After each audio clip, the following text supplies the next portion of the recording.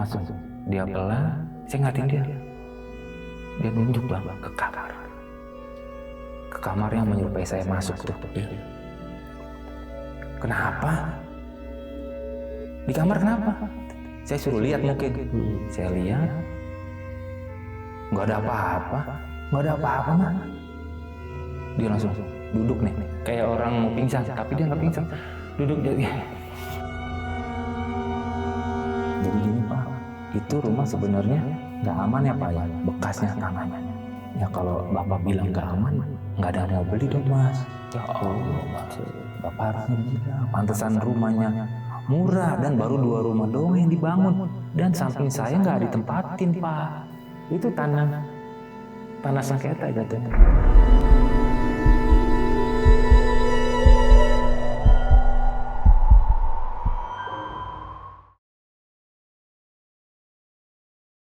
Assalamualaikum warahmatullahi wabarakatuh. Balik lagi di channel Kisah Tengah Malam bareng gue Saputra Kristiansyah. Dan seperti biasa hari ini gue udah menghadirkan narasumber yang bakal menceritakan pengalaman horornya saat menempati salah satu rumah di daerah Bekasi.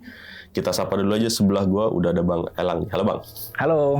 Sehat Bang ya? Alhamdulillah sehat Bang. Alhamdulillah. Sekarang rumah nih Bang ya? Bukan cucian kereta lagi nih? Bukan Bang. Bukan. Oke, nah sekarang nih rumah nih Bang. Betul. Di daerah Bekasi. Bekasi mananya nih Bang? Ujung Harapan. Ujung Harapan. Oke, nah ini tahun berapa nih Bang tinggal di sana? Itu pas awal-awal saya jadi cucian kereta 2016. 16. Iya. Oke, sampai? Nggak lama sih Bang di situ Bang. Karena banyak cerita mistisnya di situ Bang. Oke, nggak betah gara-gara itu. Betul. Oke. Kurang lebih berapa lama? Setahun kurang. Setahun kurang. Oke. Karena itu rumah beli atau sewa? Apa kontrak? Itu awalnya tanah kosong Bang. Jadi tanah kosong. Kebetulan teman saya ada yang pernah buat rumah di situ, tapi bukan di situ. Oke. Di seberangnya. Dengan orang yang daerah situ. Ya. Ada namanya kayak pemborong satu orang tuh. Dia bisa buatin yang satu rumah, tapi kita DP-nya harus besar. Oh ya, berarti abang misalnya bangun rumah satu. Iya betul. Dari tanah kosong beli tanah, bangun sendiri. Betul. Ternyata setelah jadi tempatin horor. Horor Bang. Nah pas nempatin itu sekeluarga itu Bang. Keluarga. Nah waktu itu udah punya anak belum nih? Udah satu. Satu. Dan anaknya ngalamin juga nggak nih Bang? Ngalamin. Berarti untuk cerita lengkapnya mungkin kita tahan dulu di Bang ya. Dan buat sobat tengah malam yang penasaran sama ceritanya Bang Elang, simak terus dari awal sampai habis. Dan buat kalian yang mau ngirim cerita juga di channel Kisah Tengah Malam, bisa langsung klik link WhatsApp yang ada di deskripsi di bawah ini.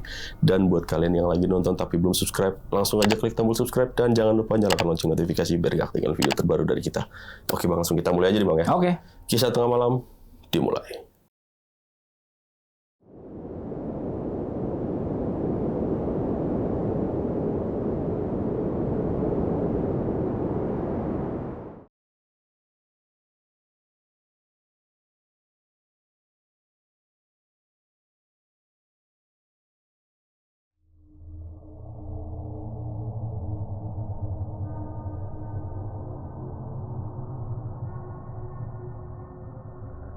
Jadi gini Bang, waktu saya pertama kali diangkat jadi pegawai di cucian kereta tuh 2016, ya alhamdulillah ada rezeki lah. Saya beli tanah Bang, sekalian minta bangunin rumahnya. Kebetulan di situ ada teman saya yang udah ngebangun rumah, udah jadi, cuma beda tempat, tetap sama di Ujung Harapan, tapi beda wilayah sedikit. Dari lahan kosong, saya survei lumayan murah Bang, DP-nya 100 juta, sisanya tinggal nyicil. Rumah di Bekasi Bang di bawah 200 juta, waduh. Murah lah ya. Murah Bang, lumayan lagi, 8 kali 9, 72 lah ya. Lumayan tuh, lumayan gede. Oke, singkat cerita, kita bangun itu nggak ada 2 bulan. Itu udah jadi, langsung saya tempatin.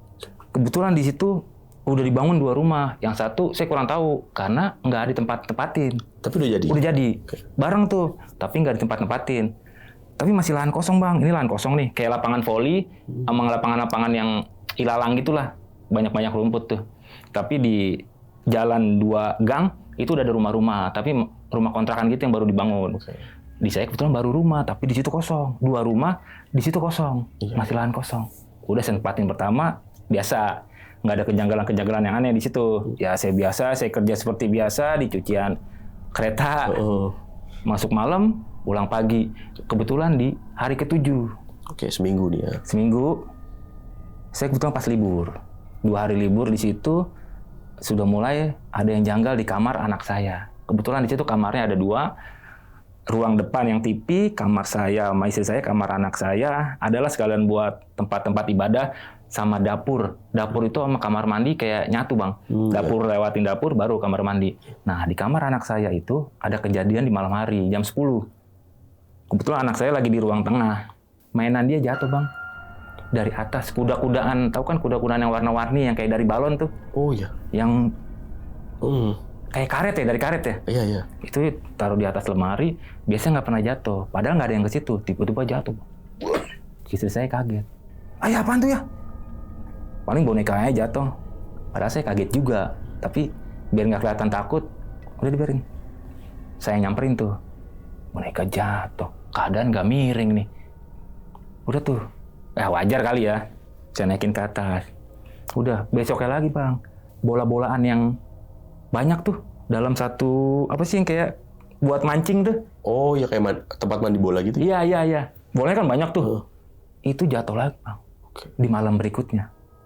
Dari situ istri saya bilang, ya ini kenapa ya kok di tempat adik anak saya tuh yang 5 tahun nggak pernah di tempat lain. Aduh kurang tahu mah ini mah. Coba ya cari taunya lewat teman saya bang. Kebetulan nih cucian kereta yang di mana tuh? Oh di Depok? Yang di Depok. Kan dia bisa tuh. Iya. Saya langsung hubungi, bang tolong liatin rumah saya dong bang. Emang kenapa pak rumahnya pak? Kayaknya ada yang aneh nih bang. Lah rumah bapak baru? Ya baru alhamdulillah. Baru tempatin kan, baru seminggu. Baru jadi juga bang. Waduh. Bapak nggak selamatin ya? Selamatin bang, cuma keluarga doang. Diselamatin kayak ngaji-ngaji gitu bang. Cuma keluarga doang. Ya udah pak saya lihat video call saya. Video call. Dia langsung nunjuk. Bentar-bentar pak, mundur nih. Itu kamar siapa pak? Saya udah lewatin kamar saya sama kamar anak saya nih. Langsung suruh mundur. Ini kamar anak gue nih bang gitu. Waduh pak, coba pak ke pojok. Saya merinding nih bang. Ke pojok nih bang, ke lemari nih. Lemari ada 2. Selanya ada sela kecil. Itu biasa buat naikin rak sama atasnya buat mainan anak-anak tuh. Mainan anak saya. Pak maaf nih pak, di situ ada tuh pak. Anak kecil. Oke, sosok anak kecil. Sosok anak kecil. Saya lihat nggak ada. Nah, saya nggak tahu kan. Yang bener bang. Ada pak. Udah nggak apa-apa, dia nggak ganggu kok gitu. Pantes bang. Kejadian sebelumnya pada jatuh mainan dia 2 malam berturut-turut. Nah iya bener kan pak, ada anak kecil tapi dia nggak ganggu, dia cuma mau nunjukin aja bahwa dia ada di situ bang. Oh ya. Iya pak, yang lain udah tuh. Kamar mandi, lewat sedikit ke arah dapur, pas di dapur. Pak bentar pak itu ada sosok wanita rambut panjang. Tapi di dapur itu sosok wanita rambut panjang belum nunjukin karena belum ada kejadian apa-apa di dapur bang. Masih aman-aman aja kan. Tapi istri saya kayak denger. Cuma denger bisik-bisik gitu kan, dia nggak ngikut tuh. Saya sendiri, dia masih di ruang tengah tuh. Saya sambil video call, bang ya udah bang, jangan dilanjutin. Ya udah pak. Yang penting gue udah tahu nih. Ya udah, saya tutup dah. Gimana ya? Kata teman ayah, oh enggak, di kamar ini ya semua rumah kan ada penunggunya bang. Benar gak sih? Benar. Saya bilang gitu ke istri saya. Iya sih, tapi ya udahlah ya. Mudah-mudahan besok-besok aman. Udah tuh, yang penting saya tahu bang. Ngeri juga bang kalau sebenarnya tahu bang. Bener sih. Saya ibadahnya juga kalau sholat di tempat anak saya. Padahal itu tempat sering disolatin sama istri saya, nggak pernah ketinggalan. Padahal di kamar itu sering dipakai ibadah istri saya bang. Istri saya rajin banget ibadah. Kalau saya mungkin ya masih bolong-bolong ya bang ya. Iya. Nah yang bingung itu kenapa tempat yang sering dipakai ibadah, dijikirin, masih ada penghuninya bang. Iya. Yang anak kecil itu bang. Nah pada saat itu dia nanya lagi. Tadi apa ya kata teman ayah? Enggak apa-apa. Semua rumah dan tempat kan pasti ada penghuninya. Bener kan mah? Iya bener juga ya. Ya udah tuh. Saya ngalihin perhatian. Kebetulan anak saya juga rewel kan. Udah 2 hari, 3 hari ke depan aman. Nggak kejadian apa-apa. Saya kerja pulang kan 5 hari itu nggak kejadian. Pas saya libur lagi bang. Berarti seminggu kemudian. Saya kan 5 hari kerja, 2 hari libur. Pas saya libur lagi, tiba-tiba itu di belakang jatuhnya bersamaan antara boneka yang kuda itu sama yang bola-bola. Oke. Tambah kaget. Wah udah nggak bener nih. Saya datangin ke kamar, udah tuh. Saya angkat, saya taruh. Kebetulan pas habis isya. Itu padahal habis ibadah di situ. Saya imamnya, istri saya di belakang, anak saya lagi di ruang tengah lagi tidur. Di situ udah lumayan. Oke lah, lumayan ngeri lah bang. Karena kejadiannya itu langsung kayak dia punya tenaga yang kuat, anak kecil itu sampai bisa menjatuhkan Wah, mainan. Dari situ, ya ini gimana nih ya? Kata istrinya, ya ini gimana ya? Jalan keluarnya. Karena bahaya juga kalau kayak gini. Kalau pas saya kerja gimana, Mah? Nggak apa-apa ya. Aku sama Dede nggak apa-apa, nggak pernah diganggu apa-apa, gitu katanya. Kok kenapa pas sama ayah ya? Ayah ada di rumah, dia baru nunjukin diri. Ya udah tuh, udah ngobrol-ngobrol, oke tidur. Besok malamnya bukan anak kecil, tapi yang di dapur, bang. Wanita yang di dapur. Istri saya yang diganggu. Dia itu, wanita itu bisa menggerakkan benda yang ada di situ. Selama 2 minggu kita tepatin di situ, dia baru berani nongol. Bukan nongol secara fisik ya, tapi menunjukkan bahwa dia ada, bang. Istri saya lagi motong-motong, mau bikin sambal, taruh pisau di situ. Dia lihat lagi, pisaunya berubah tempat. Langsung manggil dong, ya. Cuma gara-gara posisi pisau yang berubah, dia saking takutnya. Ketakutan. Ya. Ya mah kenapa mah? Ya, ayah aja deh yang lanjutin deh. Emang kenapa? Kayaknya pisaunya berubah tempat nih ya. Ya udah ayah aja, udah tuh. Kita nggak mau ambil pusing kan? Udah biar ayah aja sini. Betul udah jadi sambalnya tinggal dimasukin ke penggorengan, udah. Saya bingung sambil WA dia, sambil mau ngalihin perhatian dia lah bang. Biar dia juga tenang kan. Iya. Padahal saya takut juga di situ bang. Karena saya udah tahu ada wanita kan di situ. Istri saya kan belum tahu. Ya, belum ceritain ya. Belum ceritain. Karena ada wanita. Aduh, merinding juga nih. Tapi nggak apa-apa lah. Udah, saya nggak ditongolin apa-apa di situ. Udah seperti biasa. Saya kerja lagi, nggak ditongolin sama sekali. Istri sama anak saya. Nggak pernah ditongolin. Kebetulan istri nelpon ke keluarga saya, minta temenin tuh. Ketika pas lagi ada saya. Jadi suruh nginep dah. Oh iya. Suruh nginep, mau coba ada apa enggak gangguannya. Istri saya pikiran ke situ bang. Pas di minggu ketiga, saya dapat libur lagi 2 hari. Adik saya suruh nginep. Adik saya ingat nggak kejadian apa-apa bang. Biasa nginep, kita main-main di ruang di tengah, istri saya sama anak saya di kamar. Buat jagain istri saya sebenarnya sih bang. Saya juga takut juga sebenarnya, tapi ada adik saya. Adik saya bilang, Mas, emang beneran di sini? Ada beneran. Yaudah gue nginep di sini dah. Gue nggak tidur nih, gue begadang kata dia. Yaudah, udah tuh. Nggak kejadian apa-apa, sampai 2 hari dia nginep bang. Aman aja? Aman bang. Udah, saya kerja lagi. Nah, dari kejadian adik saya nginep di situ, nggak pernah ditongolin lagi bang. Nggak ada kejadian aneh selama berbulan-bulan. Itu udah nggak ada sama sekali tuh. Udah dong, jadi kan kayak kita lupa tuh. Seperti biasa, kehidupan seperti biasa. Terus pas saya ingat antara 6 sampai 7 bulan saya nempatin rumah itu bang. Itu kayak ada dentuman kenceng banget di atas bang. Di atap. Dentuman kenceng. Langsung saya ingat, ini kalau ada dentuman gini, banyak yang orang bilang itu kayak ada santet datang. Ya, kiriman Banyak. Tapi saya kurang percaya kalau soal itu ya. Tapi kalau ada makhluk halus saya percaya. Dari zaman saya di kereta saya percaya. Tapi kalau untuk yang kiriman gitu saya kurang percaya. Anak saya bangun dong, nangis bang. Itu kejadian malam, nggak pernah siang, nggak pernah sore, malam. Langsung panas bang, dicek. Anak 5 tahun panas bang, mendadak nggak mungkin. Nggak masuk di akal pikiran. Biasanya kalau panas kan dia ada penyakit dulu, sakit apa, atau rewel. Ini nggak rewel apa-apa, tiba-tiba panas bang. Panas tinggi demam. Itu saya nggak berani ke dokter karena dia tahu, lu nggak bener nih ya, nggak bener ya. Langsung, ya coba telepon teman ayah dong, saking ketakutan dia. Yaudah, saya coba telepon teman saya lagi yang di kereta Depok itu tuh. Singkat cerita lagi, langsung video call lagi. Dia video call karena dia nggak bisa, kan lagi dinas juga. Lagi dinas juga. Set, Pak coba Pak, saya kasih lihat Pak anak Bapak. Udah, saya kasih lihat gini. Set, Pak ambilin air putih Pak.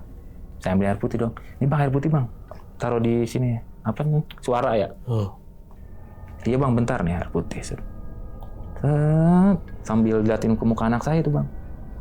Pak. Nah Bang, udah, coba Bapak baca Al-Fatihah 3 kali, terus kasih air minumnya ke anaknya. Udah tuh, saya bangun, kasih. Yaudah Pak, saya tungguin deh. Saya sekalian lihat keadaan anaknya. Udah lama tuh, 5 10 menit. Pak coba Pak pegang lagi. Saya giniin. Keteknya juga alhamdulillah Bang. Turun langsung Bang. Turun langsung. Ini kita jatuhnya gimana ya Bang? Percaya nggak percaya sih kalau saya Bang. Iya. Antara emang udah takdir atau kekuasaan Allah atau dia bisa juga. Kan gitu kan. Saya mikir, yaudah Bang, makasih Bang udah turun panasnya. Yaudah Pak, nanti kalau ada apa-apa kabarin saya lagi. Udah tuh. Udah nggak panas. Udah anteng lagi nih. Udah main seperti biasa. Tapi saya masih mikir, ya Allah, tiba-tiba panas Bang. Masa gitu mulu nanti ke depannya kan? Benar. Kata istri saya, udah mulai tuh. Ya kita jual aja rumahnya ya. Jangan, baru dibeli Bang, baru lumayan seneng lah. Iya. Itu kesukaan dia, warnanya pink Bang. Rumahnya? Pink. Depannya dicat pink semua. Anak 5 tahun kan lagi seneng-seneng ya udah tahu. Warna pink, kalau ke depan dia ngeliat pink, kalau di dalam yang main kuda-kudaan itu. Tadinya kuda-kudaan itu juga mau dibuang atau dikasih ke orang. Anaknya nangis nggak mau. Kan namanya kalau istri kan ketakutan ya. Iya. Ya ini kita kasih orang aja tuh, kita buang nih. Bola-bola yang banyak sama boneka yang kuda Bang. Ya anaknya nangis ya udah nggak usah. Semoga nggak kejadian lagi nih. Itu udah selang 5-6 bulan Bang. Kejadian lagi panas. Udah tuh habis kejadian panas, aduh makin ketakutan nih Bang. Makin ketakutan. Sebulan 2 bulan aman lagi Bang. Aman sama sekali, nggak ada apa-apa, malah kita lebih yang ceria gitu. Kayak adem aja itu keadaan rumah, adem. Di 9 bulan. Di 9 bulan itu kejadian lagi dentuman. Dentuman lagi nih? 2 kali. Pas banget di dapur, belakang dapur. Jadi saya langsung ke arah dapur sama kamar mandi. Arah dapur sama kamar mandi. Itu yang jatuh bukan di kamar anak saya lagi, bukan boneka. Tapi peralatan yang kayak tempat sendok sama garpu, yang kotak plastik tau. Iya. Jatuh gitu. Waduh. Itu sendok sama garpunya sampai ke bawah ubin tuh. Kan lumayan bunyinya. Waduh, siapa lagi yang di sini ya? Itu yang sakit istri saya Bang. Langsung sakit? Langsung. Oke. Langsung istri saya sakit. Waduh. Istri lagi yang sakit nih, panas nih. Itu istri, ya kalau aku ke dokter aja ya, langsung meriang. Ya aku ke dokter aja antri, nggak mungkin ke dokter karena ini kayaknya bukan medis. Dentuman, ini udah 2 kali. Yang pertama ke anak kita, yang kedua ke kamu. Yaudah ya coba telepon temen aja ya. Cuma kalau gimana Bang, kalau ke istri kan temen saya juga takutnya gimana gitu dianya. Cowok. Iya, cowok di situ pikir. Udah ya nggak apa-apa. Untung istri juga, ya udah nggak apa-apa demi kesembuhan kan. Dia ngebolehin ya udah. Saya telepon lagi untuk kedua kalinya. Cuma ini agak lama. Pak ini agak lama Pak, soalnya ke istri Bapak. Kalau mungkin ke anak Bapak agak cepet karena anak kecil juga penunggu yang di kamar itu. Kalau ini sosok wanita yang ada di dapur. Oke. Itu lebih berat Pak. Udah nggak apa-apa Bang, tolongin Bang. Iya Pak. Mungkin agak lama Pak. Air putih udah sama roti. Kebiasaannya kan roti. Waktu di Depok kan dia roti keunggulannya. Udah tuh. Saya nyari Bang roti Bang. Nyari roti. Nemu akhirnya Bang ini Bang roti. Yaudah Pak. Bacain lagi Al-Fatihah 3 kali. Intinya kata dia. Bapak ikhtiar, Bapak percaya bahwa akan sembuh istrinya. Iya Bang. Udah tuh nggak lama, kasih minum, kasih makan roti, minum lagi, roti lagi. Dia lebih lama penyembuhannya Bang. Ada selang, tapi udah saya matiin dulu itu. Iya. Karena dia bilang, Pak udah Bapak konsentrasi dulu ke istri, nanti beberapa jam telepon saya lagi. Ya udah Bang, makasih Bang. Saya panik juga Bang, kan bertiga doang tinggalnya. Oh iya. Saya, istri saya, sama anak saya. Istri saya sakit, saya dong. Kalau mungkin kalau anak saya yang sakit, bisa istri saya bantuin. Kalau ini kan istri saya Bang. Saya panik, saya takut di situ. Udah mulai rasa takut. Bukan takut yang seperti biasa, ya Allah. Ini kenapa ke istri? Kalau istri yang sakitnya lama, repot. Yeah. Saya harus kerja, kan Bang. Akhirnya nggak lama, 2 jam, 3 jam. Istri langsung, ya alhamdulillah ya aku udah enakan ya. Udah nggak meriang kayak awal. Di situ istri tambah lagi Bang. Ya tolong ya, cari buat yang ngejual rumah ini. Ya udah tuh, saya hubungi bapak membangun. Rumah saya kan dibangun sama dia nih. Saya minta tolong Pak, tolong cariin Pak buat dijual. Kenapa? Baru belum setahun. Kenapa udah dijual? Nggak apa-apa Pak, mau cari tempat lain. Mungkin bapak itu tahu kayaknya. Oh, kalau harganya jatuh gimana? Janganlah Pak, tolong jangan sampai jatuh. Minimal saya udah keluarin segini ya segitu baliknya. Gitu. Tolongin Pak, karena istri saya juga udah pengen pindah dari sini. Emang kenapa Mas? Ada yang gangguin ya? Iya Pak, nggak 1-2 Pak. Saya udah beberapa kali, tapi 6 bulan yang lalu aman Pak. Terus 2 bulan aman, nah ini ada dentuman. Bapaknya itu cuma bilang, oh gitu doang Bang. Mungkin karena dia pembangun, dia juga nggak mau yang untuk menjelekan kan. Ya. Biar laku di situ Bang. Udah tuh, dari situ oke lah mau dicariin yang ngebeli rumah kita. Sebulan dari yang 9 bulan itu di 11 bulan Bang, itu kebetulan saya biasa naik motor ke stasiun, taruh stasiun, baru saya ke kerjaan saya tuh, ya kan, cucian kereta, balik lagi naik motor lagi. Ini saya nggak bawa motor hari itu. Saya naik ojek online sampai stasiun, kerja. Pas pulangnya saya emang agak telat pulangnya karena kan nggak naik kendaraan motor sendiri kan. Saya harus mesen ojek online. Tiba-tiba Bang, kata istri saya nih, di depan rumah saya itu, di depan rumah kita itu ada sosok menyerupai saya. Kebetulan dia lagi nggak sholat nih, lagi haid. Tapi tetap dia pagi-pagi harus nunggu saya pulang. Karena kalau dia kunci, saya gedor-gedor, kasihan anak saya nanti takut bangun. Dia tetap bangun, yang dia cerita, dan dia bilang, pas dibuka hordeng, pas banget. Ada sosok saya berdiri di depan pagar. Ini pintu rumah, teras kecil nih yang buat motor sama sepeda-sepeda, pagar, nah di situ saya. Dia bilang dalam hati, kok ayah nggak masuk, nggak assalamualaikum sih, di luar aja. Dia buka pintu yang ruang tengah, terus ke pintu pagar. Dia tegur, ayah kok nggak bilang nggak assalamualaikum kok udah pulang? Sosok yang menyerupai saya itu diem aja, langsung nyelonong. Istri saya bilang, kok ayah tumben nggak salim nih? Dan dia tutup pagar. Yang menyerupai saya nyelonong masuk ke pintu, terus langsung ke kamar. Itu dia tutup pintunya. Dia nggak ke kamar Bang. Dia nggak ke kamar. Mungkin dia ada feeling istri saya nggak ke kamar. Dia duduk di situ, diam. Entahlah yang ada di pikiran istri saya apaan pada saat itu ya, tapi intinya dia nggak mau ke kamar. 5 menit kemudian, saya datang. Saya yang aslinya nih. Assalamualaikum. Dia bangun, dia langsung dia buka nih hordeng, kaca. Bengong Bang gini. Saya kan dari luar. Mah, bukain dong. Orang bukan bukain malah bengong. Saya bilang gitu Bang. Dia gemeter sedikit, buka pintu ruang tengah. Pelan-pelan mukanya pucat, buka pintu pagar. Langsung saya tegur. Lah, Mama kok pucat banget? Mama kenapa Mah? Mama lagi nggak sholat subuh ya? Diem tuh, masih diem. Kok tumben nggak? Biasa langsung nunjukin tangan buat salim. Saya ambil tangan dia buat salim ke saya. Saya masuk nih. Langsung. Dia pelan, saya ngeliatin dia. Dia nunjuk Bang, ke kamar. Ke kamar yang menyerupai saya masuk tuh. Kenapa? Di kamar kenapa? Saya suruh lihat mungkin. Saya lihat. Nggak ada apa-apa Mah.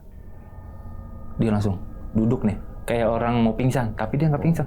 Duduk. Saya kaget tuh. Mah kenapa Mah?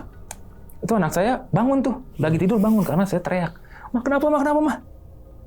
Dia masih diem. Wah pucet banget. Ke dapur saya ambil air putih. Saya inget bacain Al-Fatihah 3 kali Bang. Ya Allah, semoga istri saya sehat. Saya kasih minum. Pelan-pelan.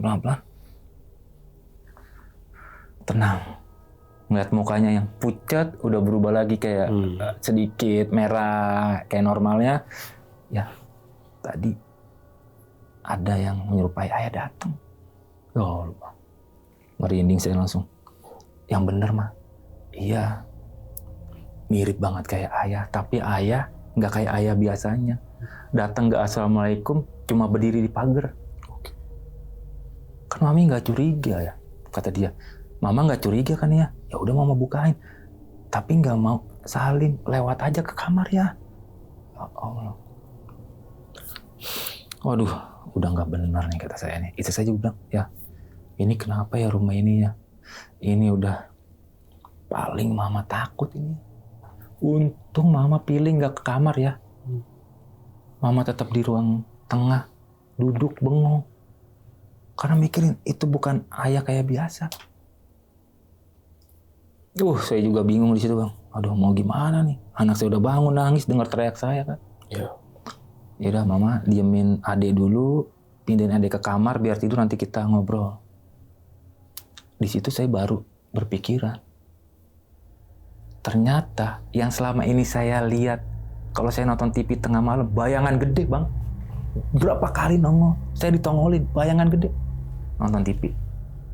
TV kan LED lumayan di atas kan, jadi agak dengak ini dah. Bayangan gede. Belakang saya kan pas pintu sama kaca-kaca tuh. Saya kira bayangan mobil atau motor lewat, kan bisa tuh ya bang ya? Iya. Kan nggak ada sama sekali kendaraan di situ, kecil, masih kecil tanahnya. Jalannya kecil. Tapi saya nengok ke belakang, mastiin nggak ada mobil, nggak ada motor yang lewat, tapi bayangan gede bang lewat. Sejelas itu lewat. Wah sejelas itu, aduh. Hitam, penuh setembok bang. Berapa kali, tapi saya nggak pernah cerita bang. Iya. Saya pendam sendiri. Karena kan saya juga sering ngalamin di cuci kereta juga kan. Jadi seenggaknya ya karena saya percaya, selama dia nggak ganggu kan, cuma nongol-nongolin bayangan, itu sering. Tapi istri saya nggak pernah diliatin bayangan seperti itu. Udah puncaknya, nah disitulah yang menyerupai saya. Saya langsung berpikiran, ini makhluk besar hitam. Bayangan yang sering saya lihat, dia udah nongolin diri, karena mungkin saya masih bertahan di situ bang. Saya langsung berpikiran di situ. Dia berani menampakkan diri, karena saya kuat sama istri saya sama anak saya tetap bertahan di rumah itu. Tetap ibadah seperti biasa. Udah hampir setahun bang. Baru dia nongol. Terus dari kejadian itu sorenya langsung saya bilang ke yang bangun rumah saya. Nggak bawa istri saya nih, saya sendiri. Assalamualaikum pak. Masuk mas, kenapa mas Elang? Jadi gini pak, itu rumah sebenarnya nggak aman ya pak ya, bekasnya tanahnya. Ya kalau bapak bilang nggak aman, nggak ada yang mau beli dong mas. Ya Allah mas. Iya. Bapak harusnya bilang, pantesan rumahnya murah dan baru 2 rumah doang yang dibangun. Dan samping saya nggak ditempatin pak. Ya Allah pak, kenapa nggak bilang dari awal pak? Tahu gitu kan saya kontrakin aja, saya nggak nempatin. Bener kan bang? Bener. Pantesan yang lainnya itu murah tapi nggak ada yang mau ngebangun. Baru rumah 2 itu saya sama tetangga yang nggak pernah ditempatin rumahnya. Iya mas, maaf ya mas ya. Yaudah pak, gini aja pak. Bapak sekarang cerita jujur. Kebetulan rumah itu kita juga mau jual pak. Saya minta tolong sama bapak. Yaudah mas, insya Allah secepatnya saya jual, nggak nyampe seminggu deh saya janji. Dia berani janjiin gitu bang, nggak sampai seminggu. Karena emang harganya jatuh. Murah banget ya. Murah di situ. Bangunannya lumayan. 7 kali 8 itu udah oke, harga di bawah 200 juta mah. Bisa nyicil lagi bang. Udah lah Bekasi. Belum ujung-ujung banget lah, masih ujung harapan tuh, belum yang pelosok. Kalau pelosok kan masih ada tuh. Itu belum. Deket apa sih itu tuh? Aduh, deket pesantren. Udah pesantren. Pesantren yang terkenal di daerah ujung harapan itu belok kanan. Itu masih lumayan, ada jalan gedenya tuh. Makanya dijual murah. Jadi gini mas, itu tanah kosong itu nggak ada yang mau ngebangun karena emang ada beberapa kejadian yang di situ. Jadi nggak ada yang ngebangun. Tapi saya berani ngebangun karena emang murah lahannya. Bapak harus cerita sama saya dong pak. Saya sampai gitu. Sekarang saya udah anjurin ke bapak 100 juta. Saya udah nyicil mau setahun. Itu 2 tahun setengah lunas itu saya bang. Udah mau ke setahun pak. Itu nggak kecil, gede pak. Ya mas maaf. Ya udah nanti saya jualin. Minimal mas balik modal. Ya udah pak, nggak apa-apa pak. Saya mau bapak tanggung jawab karena itu emang tanahnya nggak benar. Itu tanah sengketa jatuhnya bang, kalau mau tahu bang. Tanah sengketa? Iya. Tapi udah dibangunin rumah. Iya, baru 2 kan. Baru 2, nggak berani banyak berarti itu ya. Sakit hati saya bang di situ bang. Oke. Tanah sengketa, bukan tanah yang Bapak tahu ini punya siapa terus kita beli. Enggak mas, maaf ya mas. Pantesan Pak itu murah tapi nggak pernah ada yang mau ngebangun, nggak ada yang berani. Bapak berani. Ya maksudnya nggak salah bapaknya juga. Salah. Kita juga nggak terlalu spesifik sih bang, ya kan bang.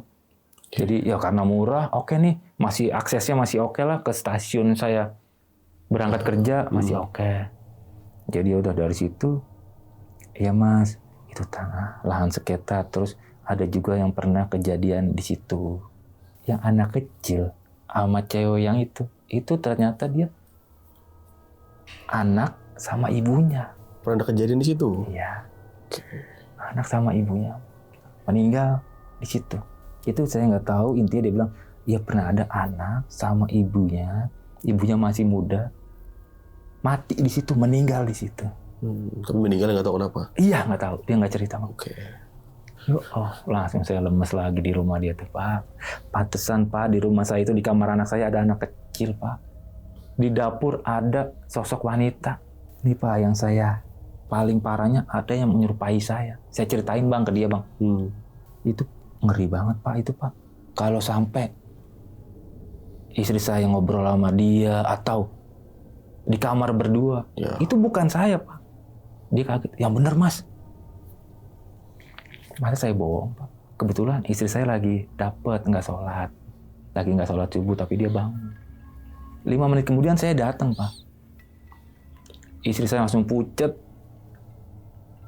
Ya ampun mas, yaudah mas, maafin saya mas. Saya janji seminggu rumahnya kejual. Jatuhnya bukan dijual sih, over kredit. Yang penting saya balik 100 juta. Iya. Buat saya ngambil rumah yang lain. Yang DP-nya ini. Iya, yang DP-nya 100 juta bang. Terus kata dia, berarti yang sosok menyerupai itu, dia tahu bang. Gondoruo ya mas. Waduh. Jadi ternyata di situ udah kenal, Gondoruo terkenal. Bang, terkenal. Sosok gede hitam itu terkenal di situ. Makanya itu dari luas tanah murah itu nggak ada yang berani ngebangun rumah. Dan saya baru berani nanya-nanya juga. Salah saya di situ bang. Saya baru berani nanya ke yang lumayan jauh lah, 2 gang. Saya cerita tuh, oh iya bang, di situ emang serem. Makanya kan baru 2 rumah. Saya juga kaget, abang nempatin di situ lama. Waduh, bang, iya hampir setahun. Pak, saya nempatin di situ.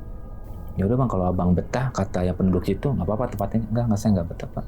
Murah kan harganya? Bener. Ditebak. Ya Allah bang, sosok hitam itu ternyata Gondoruo. Itu udah menyerupai saya, udah. Itu kalau setahu saya udah tingkat paling tinggi itu bang. Ya benar-benar. Di kereta nggak ada pengalaman yang seperti itu bang. Soalnya Gondoruo ya, kan banyak kasus tuh yang datang orang yang nyerupain, tiba-tiba mohon maaf ya berhubungan, kan ngeri kalau begitu ya. Ya Allah. Untungnya nggak nyampe begitu kan. Untung bang sih saya nggak ke kamar bang. Iya, kalau kamar nggak tahu juga ya, ngeri juga ya kadang-kadang. Untung feelingnya dia kuat itu, dia nunggu di ruang tengah, duduk sampai saya datang 5 menit. 5 menit mungkin waktu yang singkat atau lama, singkat kan? Singkat sih harusnya. Untung aja. Saya datang, assalamualaikum. Waduh, saya itu nggak ada pikiran apa-apa bang. Saya seperti biasa datang, assalamualaikum. Dia kaget ngelihat. Saya datang telat aja 10-15 menit. Aduh nggak tahu. Ya nggak tahu ke depannya kan gimana. Nggak tahu ya. ke depannya bang. Nah itu berapa hari terus setelah ngomong sama dia lakunya itu? Bener seminggu? Bener seminggu. Bener seminggu langsung? Bener seminggu. Oke, langsung pindah itu? Langsung pindah saya. Itu selang seminggu bang. Itu ada satu kejadian lagi bang. Kebetulan itu yang dilihatin anak saya. Nangis kejer di kamar. Lagi main kuda-kudaan. Tumben lagi main kuda-kudaan. Kejadiannya malam, saya libur juga bang. Pas libur nih? Pas libur. Dia nengoknya ke tembok yang di samping itu bang. Oh yang ada selak dikit? Iya, yang anak kecilnya ada di situ. Lagi asik, ketawa-tawa, tiba-tiba nangis. Mama, ya mama. Kenapa deh? Itu. Namanya anak kecil, itu. Nggak tahu itu. Nangisnya makin kejer. Iya. Wah, udah tambah gak bener. Udah mau kita pindah, masih aja kita di. digangguin. Ya. Digangguin itu. Itu kalau menurut saya sama istri saya itu dia diliatin, anak saya itu diliatin akhirnya bahwa ada temennya di situ. Ya. Nangis kejer, panas lagi, ya Allah. Kasian juga ya, namanya kecil ya kayak gitu ya. Kalau misalnya kayak kita masih bisa, mungkin emang udah dia di situ tempatnya. Ya tadinya saya udah berdamai di kereta kan, maksudnya. Ya udahlah di kereta udah ada lah kayak gitu. Malah di rumah juga kejadian juga. Di rumah juga. Kalau di kereta istri saya kan nggak tahu, jadi macam. Tapi kan kalau di rumah, saya, istri saya, anak saya bang, bawa 3 kepala saya bang. Apalagi abang kepala rumah tangga ya, mau nggak mau nggak boleh takut. Betul. Kalau takut semua. Takut semua. Ya, udah di kereta juga. Saya. Tahu lah bang kejadian kan cerita waktu itu ya di rumah juga kejadian yang sebenarnya seperti itu. Aduh. Repot sih. Tapi kenapa ya? Akhirnya kan saya juga keluar kan, nggak lama dari kereta kan. Gak maksudnya kenapa ya kejadian yang ada di rumah itu setiap abang ini lagi libur. Lagi ada. Iya lagi ada. Sedangkan kalau waktu di kereta kan abang malam mulu kan? Iya. Berangkat jam 9, pulang pagi. Berangkat jam 9, pulang pagi. Sedangkan di rumah cuma ada istri sama anak doang. Iya. Itu malah aman. Malah aman dia. Makanya aneh juga ini ya. Ibaratnya dia semacam kayak mau nunjukin ke satu keluarga nih. Mumpung lengkap gue tunjukin lah kalau gue itu ada. Kemungkinan begitu ya. Berarti ini tadi 2 sosok ya. Yang satu anak kecil 3 dan jadinya bang. Dan yang gondorwo ini. Ya gondorwo. Ini penunggu lahan ini. Katanya begitu. Bukan rumah ya? Bukan sebenarnya. Penunggu lahan itu. Jadi lahan yang luas itu ibaratnya dia yang nguasain lah jatuhnya. Makanya bisa dibilang ilmunya kuat, bisa nyerupain nih masuk. Nah mungkin dia mikir, ini lahan gue kok ada rumah, ada orang berdua doang nih. Ya. Berarti itu bener-bener satu lahan yang nempatin abang doang. Iya. Satu kan udah jadi rumahnya, tapi nggak ada. Nah, iya nggak ada orang. Berarti nempatin abang doang kan, keluarga. Itu jadi rumah saya pas banget pojok sini, sama rumah yang udah jadi tapi nggak ada penghuninya. Nggak ada penghuninya. Itu lapangan bang, kayak kotak gede itu. Ada sengketa gitu. Tapi tahu nggak abang sengketanya kenapa nih? Diceritain nggak? Waduh, nggak tahu. Enggak ya, taunya sengketa aja. Taunya sengketa. Terus sengketa kan mungkin tanahnya nggak jelas punya siapa. Itu. Ini saya salahnya bang, nggak ditanyain awalnya. Tapi sempat dilihatin nih, tanahnya jelas kok. Cuma fotokopian bang, surat lama tau gak bang? Oh iya. AJB apa sih bang? Oh girik. Girik apa? Dia berupa kertas bang. Kertas doang. Kertas sama tulisan kayak, bukan tulisan tangan, kayak ketikan. Saya inget banget nih. Ketikan zaman dulu gitu? Iya. Oh itu girik tuh. Wah benar. Karena kalau sertifikat itu kan kayak warna hijau. Iya. Sertifikat ya. Ya, itu hitam putih. Kalau hitam putih itu girik. Benar berarti. Berarti belum jelas itu yang punya siapa. Nah, saya sempat lihat ini kok jelas kok punya. Dia bilang kena punya Bu Haji jelas kok. Ya. Oke lah namanya murah. Pasti girik. Kalau jadi girik harus diizinin sertifikat dulu, baru bisa bangun rumah. Ini belum jadi sertifikat udah bangun rumah. Iya salah saya di situ. Berarti abang nggak pernah ngeliat sertifikat aslinya? Enggak. Tanah sengketa ya. Apalagi itu dentuman. Yang tadi ada dentuman. Iya, 2 kali dentuman. 2 kali. Itu pernah nanya temen nggak bang? Itu kiriman atau apa? Iya pernah. Hampir semua bilang, itu kiriman bang. Ada yang nggak suka sama lu bang. Ada yang nggak suka sama lu nih pak katanya. Oh, kata yang orang bisa di Depok ini? Iya. Sama saya juga cerita juga. Saya cerita juga ke teman-teman. Dentuman tuh apa ya? Ada yang nggak suka. Cuman nggak tahu nih siapa yang ngirim. Nggak tahu siapa yang ngirim. Okay. Pada saat itu kan juga di kereta ya kan saya pengawas juga bang. Lumayan pengawas serius bang. Pengawas ya. Itu lumayan bang. Saya bisa ngebawain ya. Rekan-rekan saya kan tahu sendiri. Banyak kan. Banyak tuh. Depok kan 20-an waktu itu ya. Lebih 40 atau 20? 60 ya. Lupa saya tuh udah lama banget. Keretanya aja ada 30. Iya. Panjang begitu itu Berarti ada 60. Kemungkinan ada yang nggak suka. Salah satu ya. Iya. Entah itu abang namanya kan sering bercanda. Betul. Dia nangkapnya sakit hati. Mungkin. Benar-benar ngirim. Karena kita nggak tahu perasaan orang. Iya. Saya juga semenjak kejadian yang itu juga agak berkurang bang tentang yang bercanda karena saya nggak tahu tadi apa bilang orang terima apa enggak. Ya benar. Mungkin yang orang tahu saya, wah Pak Elo mah suka bercanda asik kok orangnya gitu. Benar. Yang nggak tahu ya, aduh sakit hati. Iya, yang nggak tahu sakit hati. Makanya ngirim begituan ya. Karena repot. Kalau ngirim kena kita sih ya bodo amat ya. Nggak apa-apa, saya kuat bener. Ya, ini kena anak sama istri. Kena anak. Saya nggak pernah.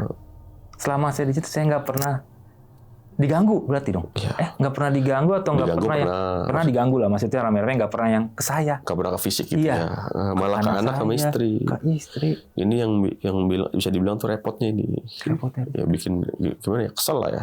Lu ngapain ini nyerang anak istri gua? Kalau gua mah silakan. Apa-apa gitu. silakan. Benar bang. Aduh kacau sih. Dan akhirnya pindah juga nih bang. Setelah setahun nih. Setelah setahun itu. Kacau. Pindahnya kemana bang itu bang? Saya pindahnya ke rumah bapak, kira udah nggak berani lagi. Ke rumah orang tua. Rumah orang tua dulu sementara. Iya, sementara itu. Kalau duit udah balik, nah Betul, cari lagi lah, betul, kita betul. DP lagi gitu ya.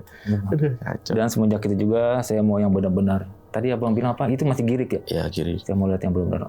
Udah ada apa? SHM ya kalau sekarang? SHM ya, surat sertifikat hak milik. Ya. Kalau misalnya ada ininya kan digadein ke bank tuh, Betul. ditaruh di bank, aman lah itulah. Kalau girik kan nggak jelas itu pemilikannya. Girik dia ngeliat. Intinya dia bilang nih jelas punya Bu Haji nih. Saya juga di itu nggak terlalu. Ya, kalau girik itu bisa tanda-tanda warisan. Bah, benar tanah nggak jelas bang. Udah kacau sih.